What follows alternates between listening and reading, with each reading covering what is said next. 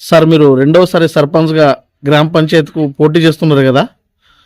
ఇంతకుముందు అనేక పనులు చేసి రెండవసారి పోటీకి పోతున్నారు. ఏ నమ్మకంతో పోతున్నారు?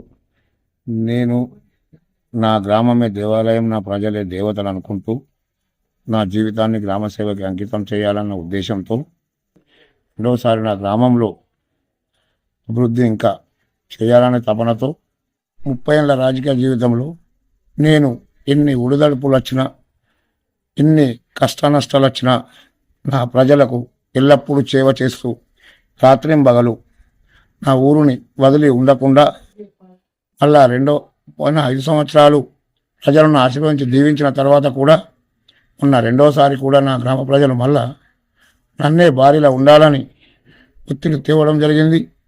అదేవిధంగా నా ఆశయం నా ప్రజల కొరకు దేనినైనా ఎదిరించి వాళ్ళ కష్ట నష్టాల్లో పాలు పంచుకుంటానని, వాళ్లకు ఒక అన్నగా ఒక తమ్ముడుగా అండదండలు ఎల్లప్పుడూ ఉంటాయని ఆశిస్తూ రెండో బారిలో దిగడం జరుగుతుంది.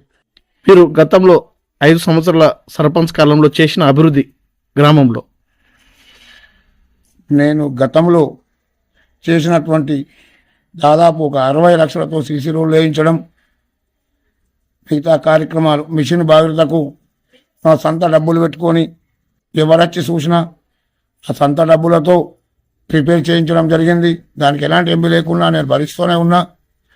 ఇంకొక ముఖ్య విషయం ఏంటంటే, గత 23 నెలల నుంచి నాకు సర్పంచ్ పోస్ట్ లేకున్నా నా జీపీకి సంబంధించిన సంబంధించిన బల్బులు కానీ, డాక్టర్కు డీజిల్ కానీ, నా సెక్రటరీకి ప్రాబ్లం రాకుండా ఇప్పటికి చూసుకోవడం జరిగింది. అదేవిధంగా సీసీ రోడ్లు కానీ డ్రైనేజీలు కానీ చేయడం జరిగింది. ఇంకొక 2 సీసీ రోడ్లు మిగిలినాయి, కొన్ని డ్రైనేజీలు మిగిలినాయి. గ్రామానికి సంబంధించిన క్రీడా ప్రాంగణం మరియు పార్కు ఇవన్నీ చేయడం జరుగుతుంది. ఇది పాత విలేజ్ అయినా నీట్గా ఉంచడం కొరకు అన్ని విధాల శాయశక్తుల ప్రయత్నం చేసినా, ఇంకా కూడా శాయశక్తుల ప్రయత్నం చేస్తున్న ఉద్దేశంతో రెండవసారి బారిలో దిగడం జరిగింది. సర్పంచ్ గారు, మీరు మీ గ్రామంలో యువత కోసం ఏం చేయదలుచుకున్నారు? నేను గతంలో నా స్కూల్ కొరకు నా సొంత డబ్బులు పెట్టి 2 వీవీనం పెట్టడం జరిగి ఇంగ్లీష్ మీడియం చేయడం జరిగింది.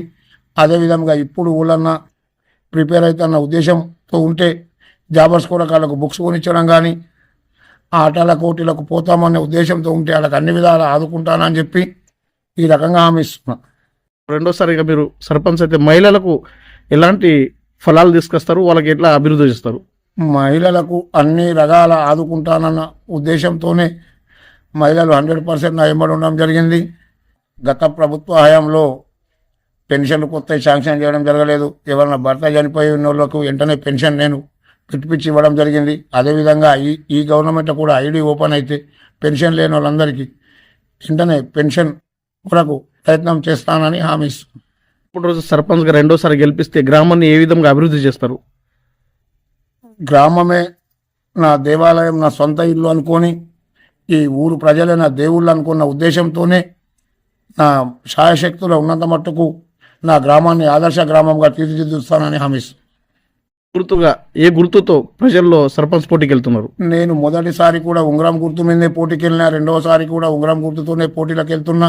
నా గ్రామ ప్రజలు నాకు అన్ని విధాలు ఒకేలా ఆశీర్వదించి మంచి మెజారిటీతో గెలిపిస్తే వాళ్ళకు ఒక గ్రామ సేవకునిగా పనిచేస్తానన్న ఉద్దేశంతోనే దిగడం జరిగింది. అదేవిధంగా ఉద్దేశంతోనే రెండోసారి బారిలో దిగడం జరిగింది. నా ప్రజలపై నాకు నమ్మకం ఉంది.